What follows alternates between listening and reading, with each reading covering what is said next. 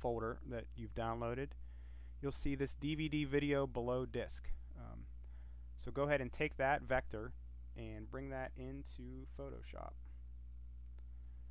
That's probably large enough right there, 300. Alright. So now it's already transparent, so we don't have to worry about removing any white areas. However, I am going to change to the selection tool here and get rid of that little trademark logo right there. So all you need to do is select it and hit delete.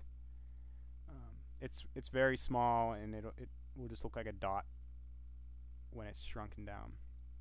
So again, we'll go to Layer, Style, Color Overlay, change to our gold color again, select all. Now we want to copy the color as well, so go to Copy Merged. Okay, now I've copied all that information.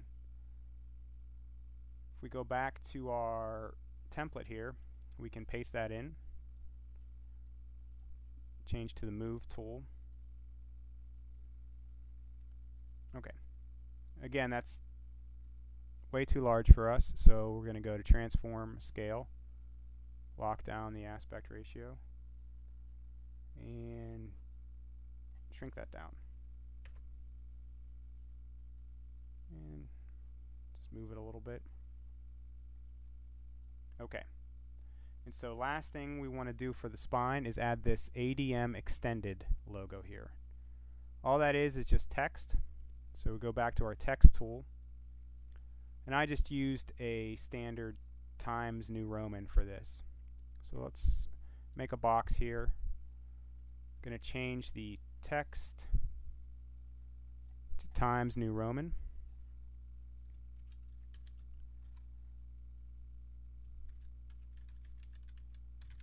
Alright, so all capital letters, I have ADM Extended there. Okay, so this lower bit here is a smaller text size, so we'll change that down to about 7. You can also access your text palette here. We might want to set that back to 0,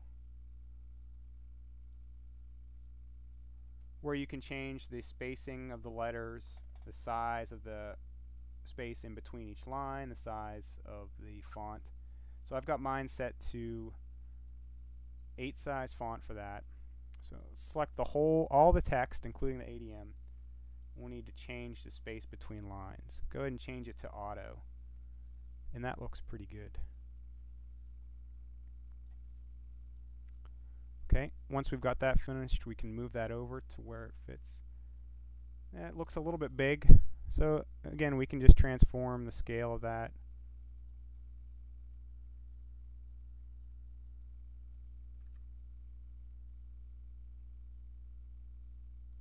Alright, now we've got the front and the spine finished. Now it's time to move to the back. So I've got this picture of Hogwarts Castle here that is also in your folder. So let's go ahead and pull that into Photoshop. And you can close some of these other layers when you're not using them. Okay. So select all, copy it, and then let's paste that into our template. Now this is too small, so we're going to have to scale this up a little bit. So we go to Transform, Scale, and just bring that over until it meets about the edge there. Okay, got that lined up with about their arms.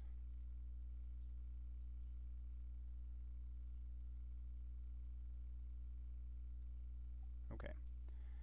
Now this is a little bit too bright for me also, so we can darken up those dark areas again. So let's go to Image, Adjust, Levels,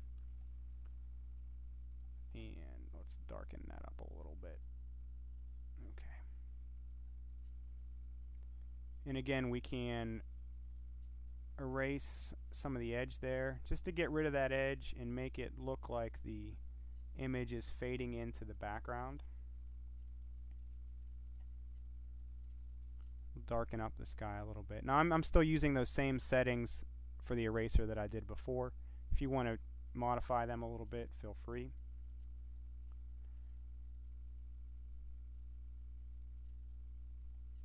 Try to avoid that moon a little bit. There we go. Okay, that looks pretty good. Now I've also added a gold stripe underneath that image. Can do right now. So right underneath the text button there should be a bunch of different options here. If you hold down on that button it'll pull up all the list. We want the line tool. It's set to gold and we want a weight of about 5 pixels thick for this. So you want to start on the edge, the left edge. Click down. While holding down your left mouse button you can go ahead and drag that across. Make sure that it's nice and straight. There. Now we've got a gold line.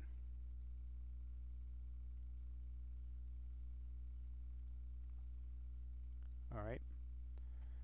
Next we'll go to this digitally enhanced fan logo.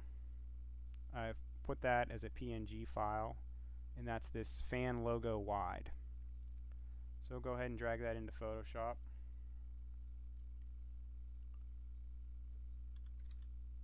Again, we want to do a color overlay, so go to Layer, Style, Color Overlay. Going to stick with that same gold color. I'm going to move a little faster now because these are just steps that we've done before. So select all. Remember, copy merged copies the layer and all of the things that you've done to it.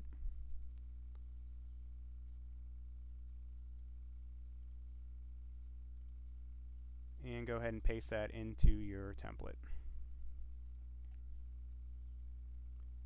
Okay, it's a little larger than we want, so we can go ahead and transform that scale.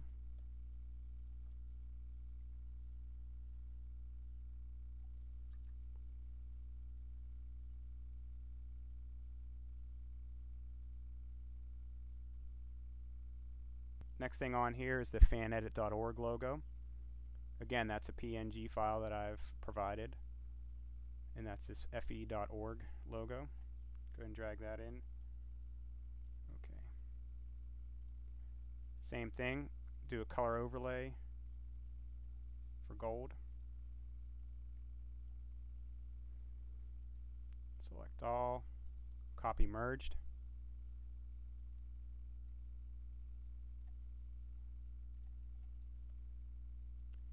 That right above it. Okay, starting to fill in now. Next I have the Hogwarts shield. Now that I've included as a vector, so if we go to the folder and choose Hogwarts crest logo and pull that in, 800 pixels is probably large enough for us. Okay, and here we get black and white image. So we want to again remove those white areas. So go to Layer, Style, Blending Options. Bump this down to again at about 240.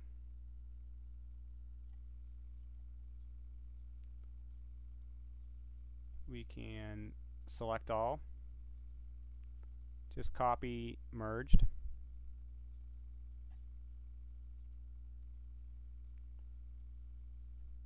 And paste that. So right now it's a mostly black image. We can go back to Layer, Properties, and do a color overlay and choose that gold again. Okay, so now we've got a gold logo. Too large, so again we'll transform the scale.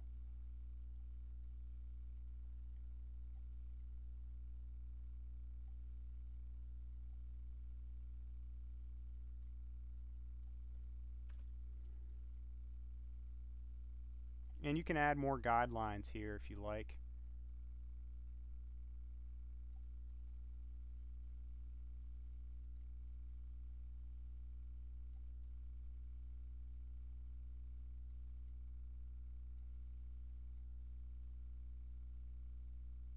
Okay, so now we've got that. We need to add some text to the back of this to finish it off. So we've got about 4 different chunks of text we need to add here. So I've included the information about the DVD, so how long it is, what format, who made the edit and who made the cover art, information about the particular edit, so things that were cut or restored, and then just maybe a title to add on the back. So let's add the DVD features. For this text, I am going to use that Times New Roman again.